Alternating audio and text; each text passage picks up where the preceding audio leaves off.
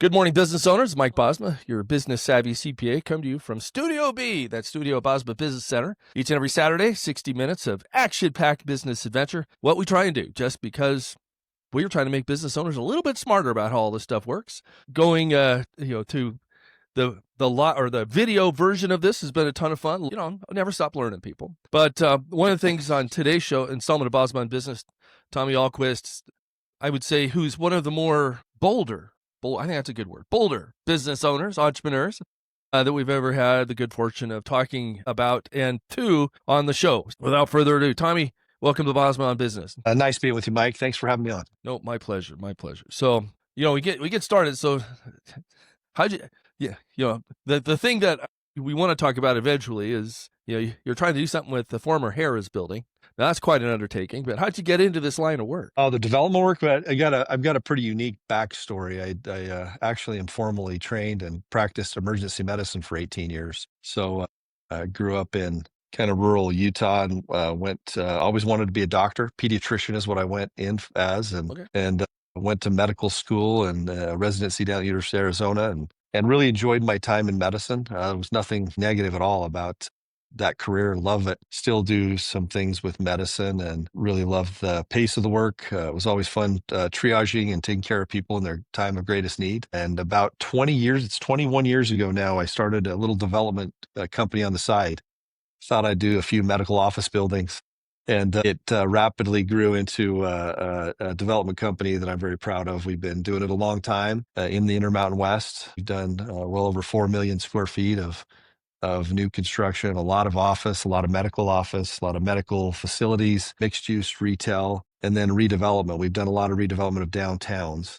I've done most of downtown Boise. We're on our 4th city block now. I've done a lot in downtown Caldwell, downtown Nampa, downtown Meridian, Idaho, downtown Salt Lake City, and now downtown Reno. So it's been a wild ride. And it's interesting. I don't know if you knew Chip Bowlby before he passed, developer, Northern Nevada, but he was on the show years ago, and I asked him that same question. He's, well, I'm a recovering developer. I go, what do you mean? He goes, I can't help. I can't get out of the game. Yeah. Right. I went on to Reno Land and went on to develop actually another part of the Harrah's estate, Ranch Harrah. Right. So, but that's, it's, once it sounds like once you get a taste of it, right, you're like, oh, well, this is more fascinating than practicing medicine. Yeah.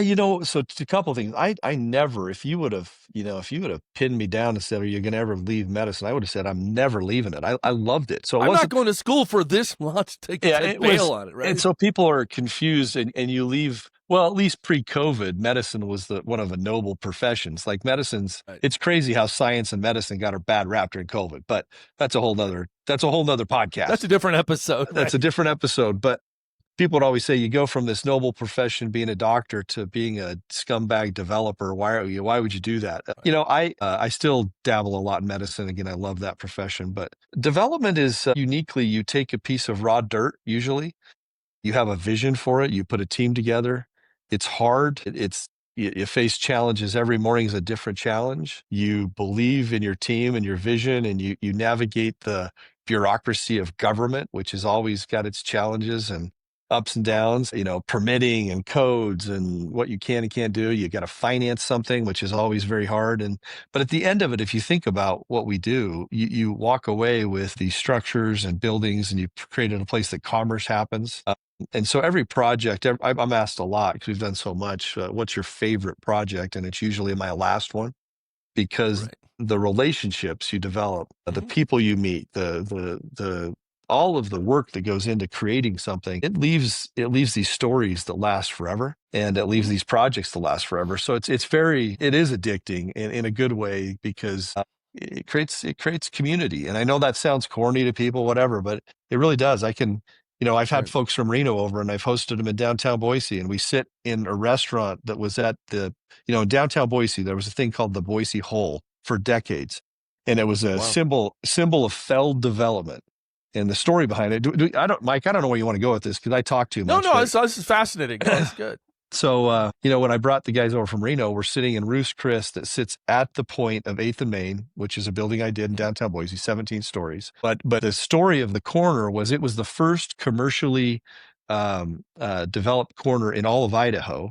It was on the Oregon Trail, and it was the site of the first hotel, the Overland Hotel. And during the time when people were moving west, Boise was a trade stop along the way. And this hotel is where they hosted everyone moving back and forth to the coast. And it was very successful for a long time. Interesting history behind it, because right next to it, someone with more money from out of town came in and built the Idaho Hotel. And the owners of the hotel were like a little upset. They're like, hey, we just got outdone. Let's tear the hotel down and build another hotel. Well, they tore the hotel down, couldn't finance the new hotel. So it sat vacant for a long time. And then they built an office building called the Eastman Building. And for decades, it was the place where business was done. And one other tie to Reno is this Eastman Building had lions' heads all around the corner. And if you look at the corner of the Harrah's property, the old bank building, right.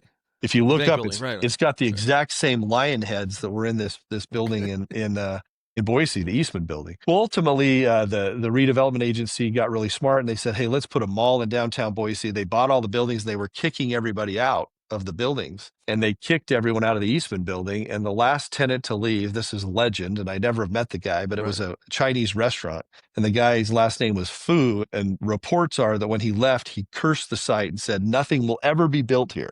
And he left the building, and it sat vacant forever. They couldn't develop it. Ultimately, someone burned it to the ground. It was two high school kids that were smoking pot and caught some drapes on fire.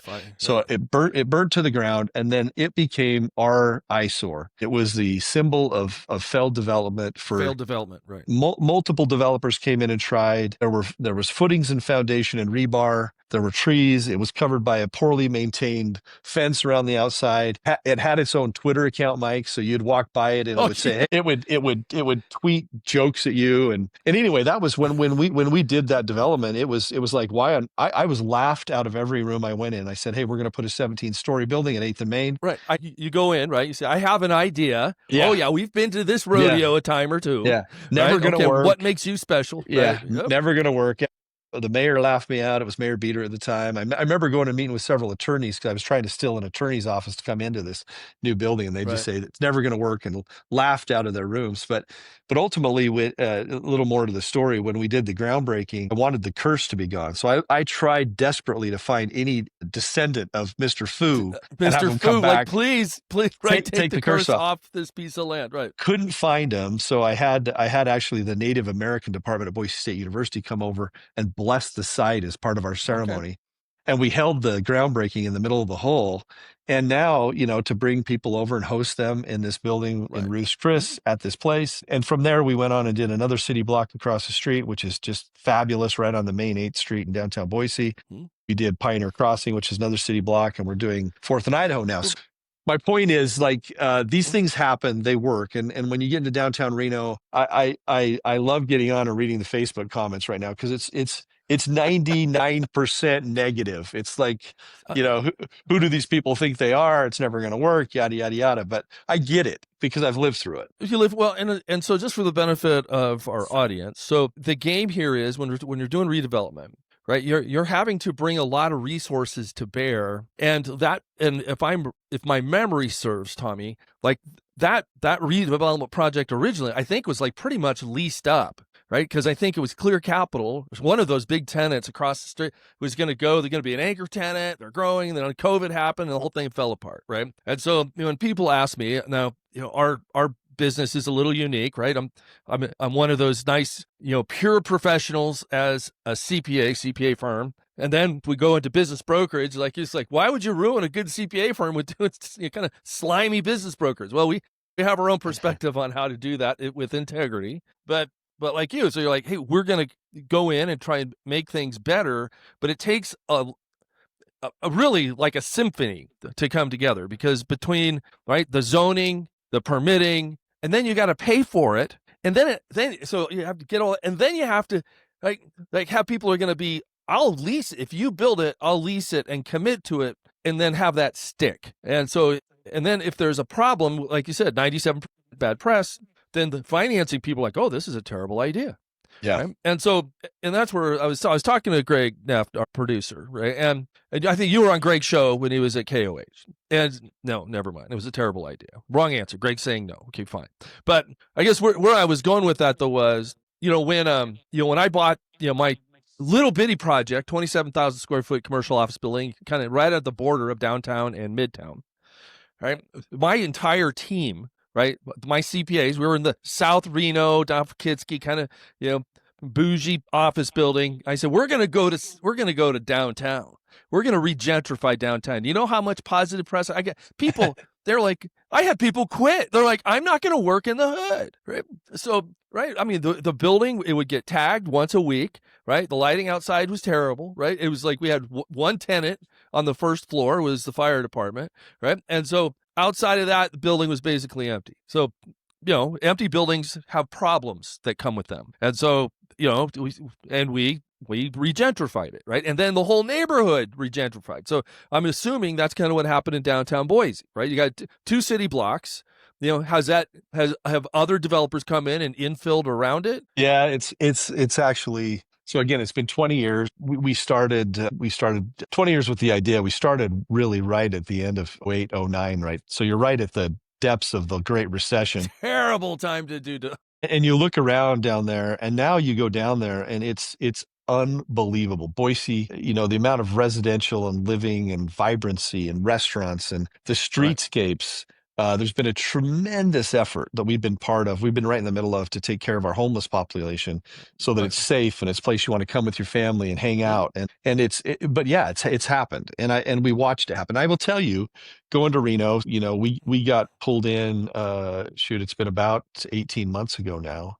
And so my history with the Reno project starts then, but your first impression when you walk around is, oh man, this is rough. This is going to be tough. But as you get to know what's going on around the city, I think your pathway to success is actually going to be a lot simpler because all of the elements, the university is already expanding and very healthy. Right.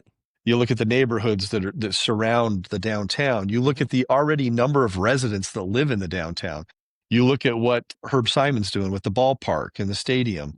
You look at what he's got going across the street, and you look at the industry with Tesla and the other users that are there. And Reno has, you start weighing all the positives and negatives. The positives are there. You really need the downtown to be revived. I mean, that's the name of our project, the Revival, because I think that this spark that will happen on these two city blocks, it won't take 20 years to go back. 5 years, 10 years from now, we're going to go walk around and see what happens. America is the greatest country in the history of the planet for a reason. And it's not socialism, by the way, it's capitalism. And what's going on in Portland and now soon to be New York City is just going to show why that will never work.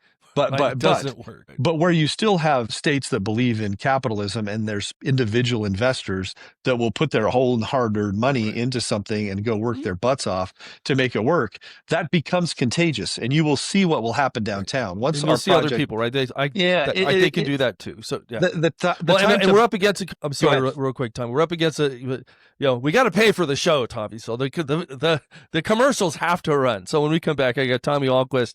We're going to talk about the Harrah's project and regentrification downtown Reno, and where the money comes from to make that magic happen. When we come back, it's Bosma on Business. What if you had some money waiting for you at the IRS? Money you could use to fix up the house, tune up the car, get a little something for the family, or save for a rainy day. If you worked and didn't make much money last year, find out about the Earned Income Tax Credit at irs.gov. It makes life a little easier. Welcome back to Bosma on Business. Your host, Mike Bosma, talking to people that have an incurable appetite for development. Tommy Ahlquist taking on the Harrah's project, now called the Revival. So, Tommy, so you've regentrified various downtowns, Napa, Boise. How did you get looped into this one? What's the origin story for this project? Yeah. So the origin story is I've got a really good friend, a 25-year friend, who's from Boise, Eagle, Idaho, essentially suburb of Boise, who called me and he said, "Hey, what are you doing?" And I said, "What do you mean, what am I doing? Bored to tears. We've got a lot of stuff going on. He's like, can you come over to Reno? He's like, I'm in a bit of a pickle over here. And so this Philip Olesen, and I really give him a ton of credit because he was responsible for the LP capital that went into this project. So he invests people's funds into opportunity zones. And when most projects go through struggles and challenges, it's usually not the guy that raised the LP capital that comes in to try to save the day. Usually it's just, hey, didn't work out, tough deal, right? Take your lumps, move on, right? Take your lumps, move on. But Philip Olesen was able to, through a series of moves and to try to not lose all those dollars, come in and take control of this project. He's not a developer. He knew what I had done in Boise, and he said, I need some help kind of navigating this. So that began the journey of understanding the project. It's so enormous, Mike. You can't, it takes multiple trips to even consume the amount of square footage that's under this roof. And then I am a giant history nut. I like I already kind of told you on the Downtown Boise project, I will dig to the end of the earth to find out from the time we stole this land from the American Indians. Right. What happened? What's been happening with it? What's been happening with this, and who's taken possession of it, and who owns it, and how did this monstrosity come? So, Brianna Bullettini, I got this great book here, on William Fisk Harrah. You start digging into this guy and understand how this project happened from the time he opened his bingo parlor on the corner to creating this building and this mogul. And you have to understand that history because you have to understand how on God's green earth did anyone stitch these buildings together and create this 2-block, 1.6 million square feet deal that, you get into the basement labyrinth and it goes out into the streets, and the Harrah still owns the streets that surround it. There's basement underneath those streets everywhere. And then there's a giant diesel submarine engine off of a US military submarine. That's the backup generator. That's 2 subfloors underground. It's crazy. You look at how the cash systems were run and the security and how the tunnels went underneath this thing. And there was even holding cages / cells where I'm sure those that were doing nefarious things with gambling were taking. That's where they got to hang out for the. So you've got this incredible property, but I came over and just, and then you walk through Sammy Davis Jr.'s dressing room that's still there. And his back entrance up to the stage where he used to be. And I hear the history of the steakhouse where all the deals were done in Reno. And you start looking at the way they segregated out his kitchen. So he had to have his own kitchen in his own entrance and the way Bill Harrah treated this black man that would become the Rat Pack guy, right? The history here is wonderful. And you fall in love with that history, and you fall in love with the town and what was here and what it's been through. And you think, how can this thing be part of the future?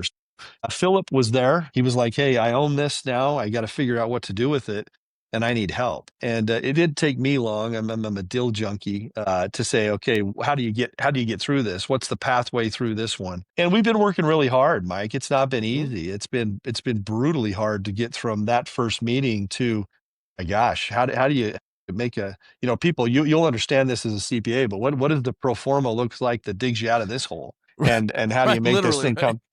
Yeah. And how do you make this thing come together? So it's been a lot of work, a lot of planning, but the plan's together and there's a fantastic pathway forward. Yeah. Well, I guess, so basically the LP took over debtor in possession. So and so that as a lender, then also now guess what we own? Million some odd square feet of former casino, but it's going to take a lot more than what it costs. So do you know what, how much debt they had on that they foreclosed on? Yeah. So there was a large loan that was in place that needed to be taken out. So basically a deal had been struck between Philip and the lender, and he had a certain date to take that debt out and take over. Right. That happened in January of this year. The bankruptcy has now been cleared. All the liens have been paid off and the title is clean. That was a really quick couple of sentences. That was a grueling amount of work and time and effort to get through all that. Just so you have title, because nobody's going to fund a project that doesn't have clear title. So that's right. Because I did a little digging, just because, like you're a history buff. I'm a tax nerd. Okay? So I'm like, and we just met, but for fun, I've basically done property tax work for every casino in Northern Nevada. So I'm very familiar with this building. So I said, so the county assessor says that when this was all acquired, it was acquired for $30 million, and it has a property tax value of about 15. And I was just like, I was talking to Greg the other day. I was like, and I went through some of the other properties that, the Montage, which used to be the Flamingo Hilton, that property sold for $5 million.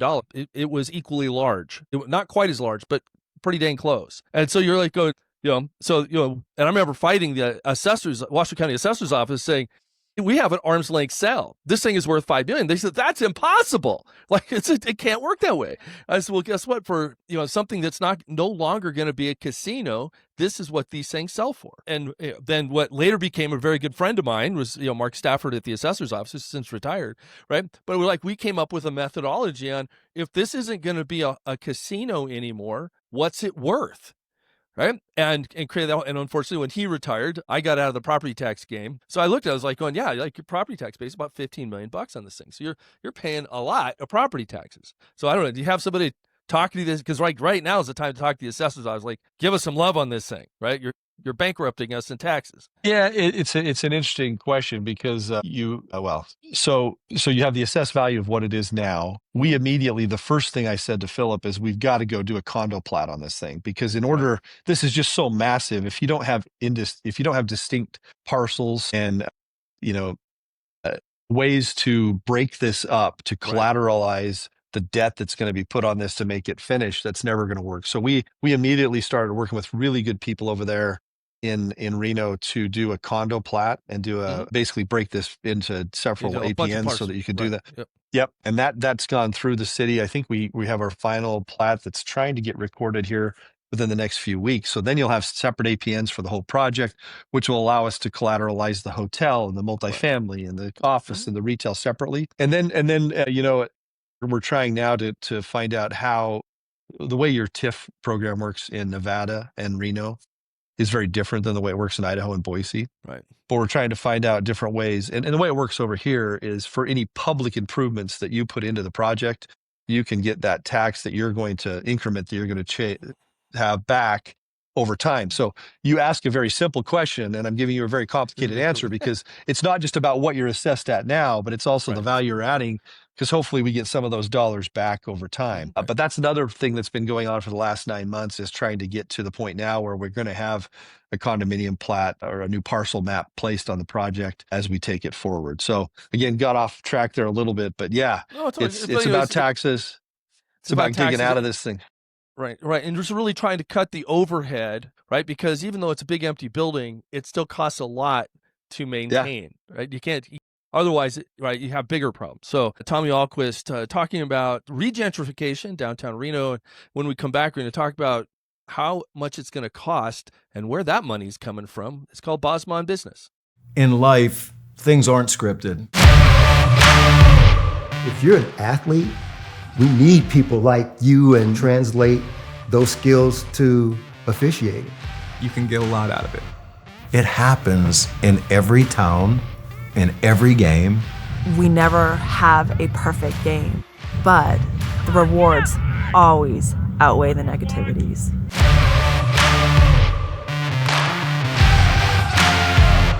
Welcome back to Bosma on Business. Your host, Mike Bosma. I don't know if you're familiar on Tommy Ahlquist about doing the Harrah's building. It's a small little undertaking. I don't know if you know Blake Smith or know of him. Tommy, he was a guest on the show, been a long time fan. I think, a bit of a bromance there with he and I, but one of his more significant undertakings was a community of Somerset. And I remember walking into Blake's office as a very young accountant, and all of Somerset was all these 40-acre parcels, and he had the whole parcel map on the side of his office wall. And I go, Blake, what are you doing? He says, I'm getting under contract. I mean, I can't remember exactly. It was like hundreds of parcels. And in order to get this thing, everybody had to agree. And then some people would, wanted a lot. Some people, and they became joint ventures and it was like, some people just wanted to be taken out. And I remember looking at that thing like, this was basically going to never be developed, to anything meaningful, because, everybody's got their 40-acre parcels. If I do one, what am I going to do? You needed to take over the entirety. And they pulled that one off. And then 2007 happened, the Great Recession. And I had him on the show and I said, well, Blake, that thing, that got taken out through the Great Recession, right? Nobody's buying houses, nobody's building.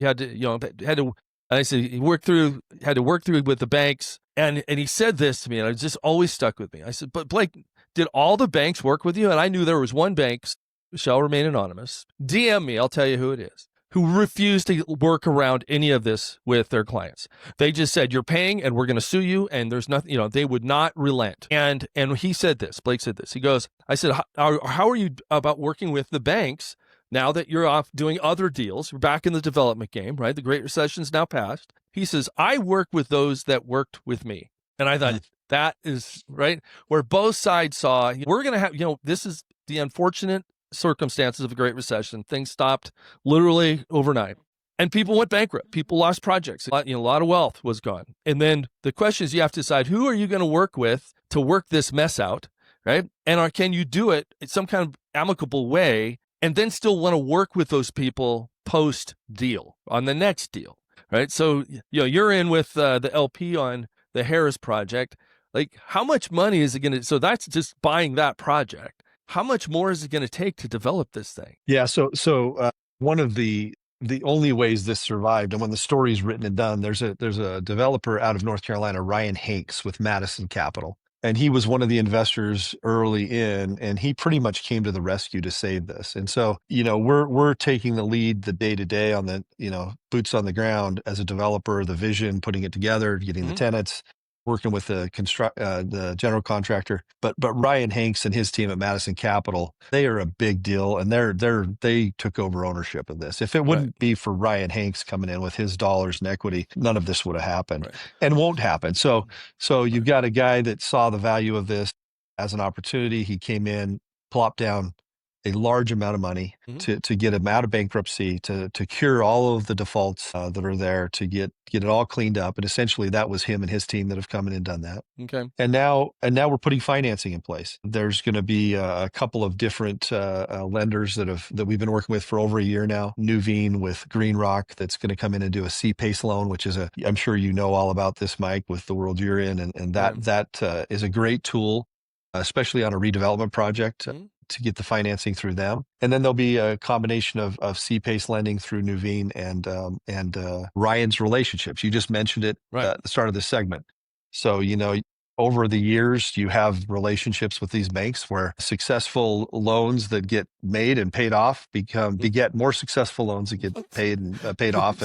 And Ryan and his team will be the ones that will deserve all the credit.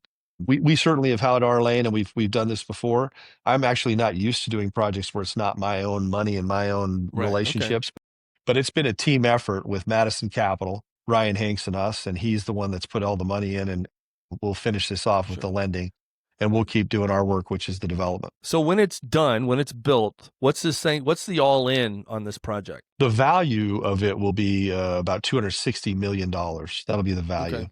Right. And all in, probably somewhere around $180 million of kind of between the capital stack between debt and equity. That's where it'll be. Yeah. Well, and that's where, from the business of it, right? Significant risk. There's some upside there. And that's where, when you look at, just converting, when I was doing the property tax work for all the casinos, there was no way to value a casino per se, right? It wasn't in Marshall and Swift, right?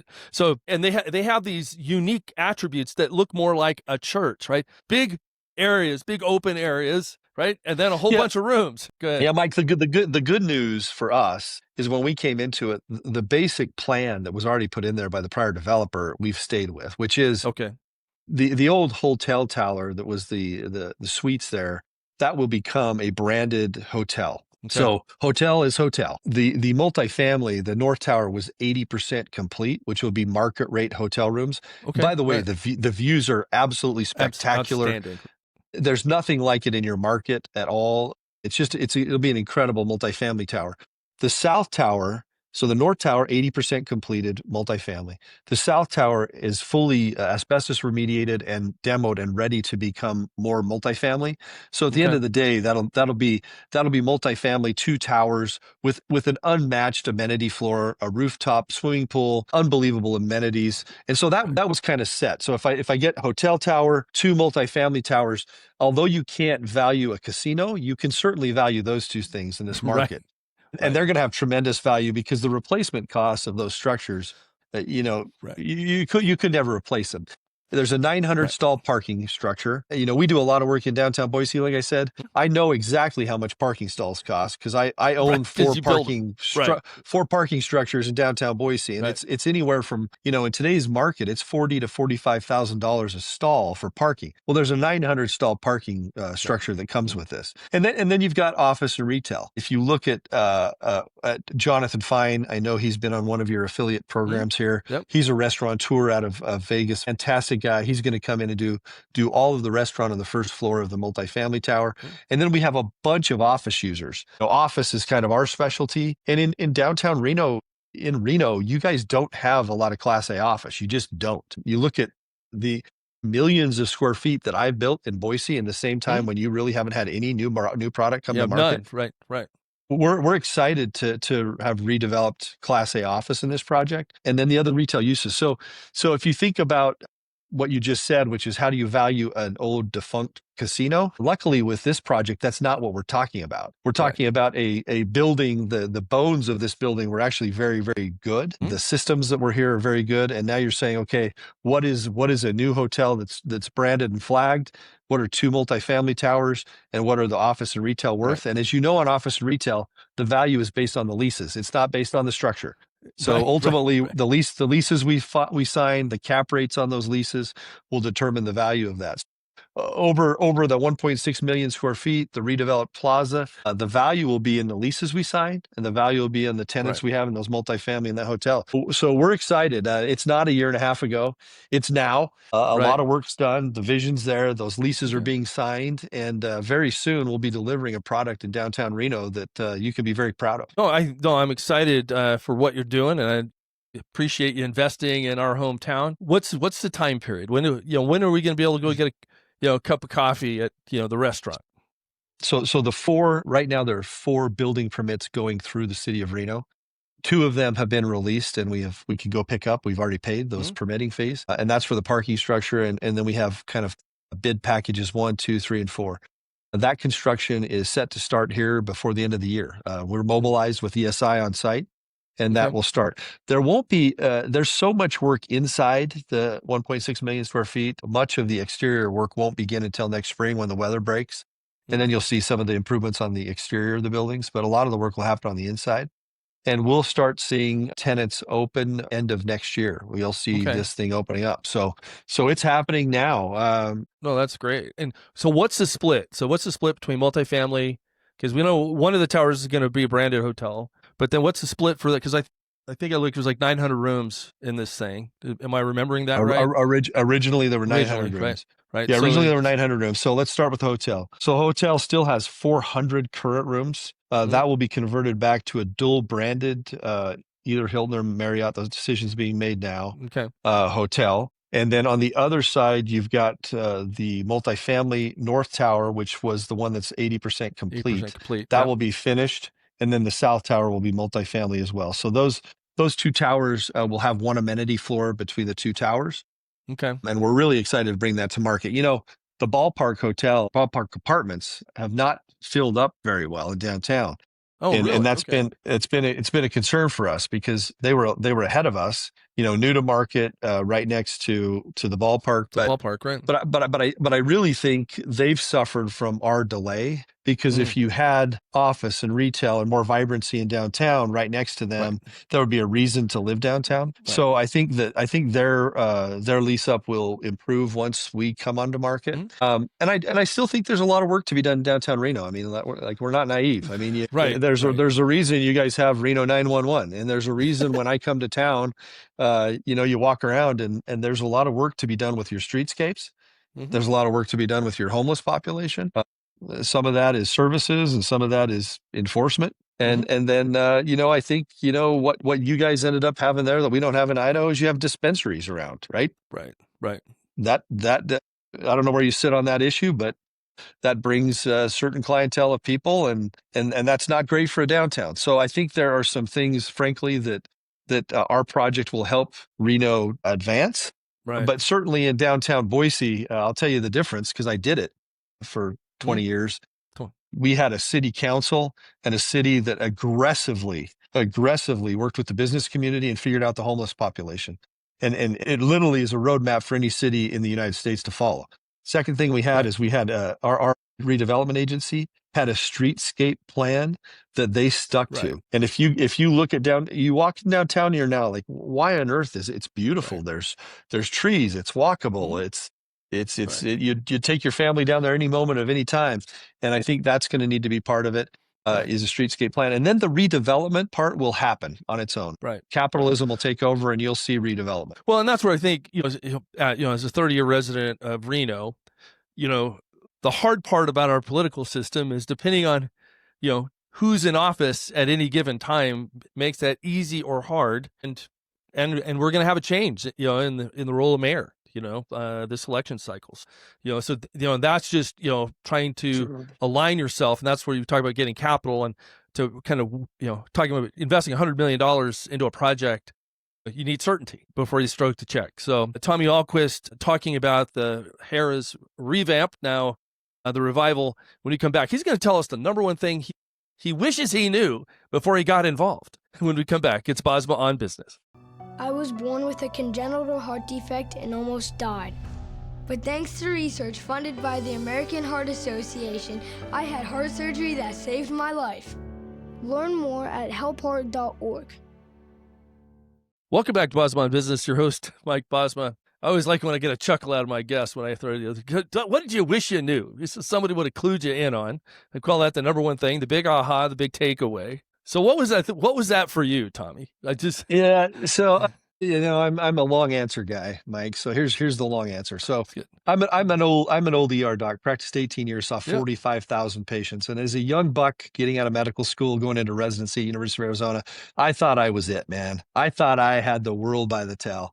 And I started seeing patients coming in, thought I knew what I was talking about. And Frank Walter was my attending physician, and he stopped me dead in my tracks and said, "Young man, wisdom comes from bad experiences, not good ones. And bad experiences come from lack of wisdom." And he taught me really quick that the sooner you thought you knew it all, the more you didn't know. And he taught me how to expect the unexpected and to embrace challenges and problems, not as problems, but your chances to learn and grow from them. So I have a probably pretty unique, I go into these things expecting the worst. I am an internal optimist. If there's one drop of water in a glass, it's half full in my world, but I expect crap to happen at every turn, and it has. So you get going and you expect the worst, and when those problems come up, you're like, that happened, and you're immediately coming up with contingency plans to get around the next corner. So there hasn't been a lot that's happened that I honestly didn't think was going to happen. Okay. It's always, you always get the rosy side, you meet with the city and they say, "Oh, this is going to be great and we're here to help you." And then you really start meeting with them and you're like, "Oh, okay, it's going to be a little harder than we thought." You start meeting with potential tenants and saying, "Hey, who's out there that's going to help us fill this thing?" And, "Hey, we're here. Well, it's going to be great." And it's always harder than you thought it was going to be. You start meeting with the banks and saying, "Hey, we're here. We're going to, we've worked with you guys before. Let's figure this out." It's always harder than you thought it would be. So nothing really that hasn't been very predictable. And I think I've got a team and you surround yourself with who you want to, because those are the people that think like you and attack the world like you. Our team is as optimistic. They're killers, Mike. They just go out and say, "Hey, show me some problems and we'll get through them." And it's been that way in Reno. Okay. And we're so excited that we're through most of that. The pathway forward is super bright. We're going to start construction. We've got great tenants lined up for this space. I think Ryan Hakes has been a fantastic partner. We're excited. His background is multifamily, and that's his expertise. So between us on the office side, and I will say the people at Reno, your city manager, your mayor, your council, Brian with the redevelopment agency, everyone's been fantastic.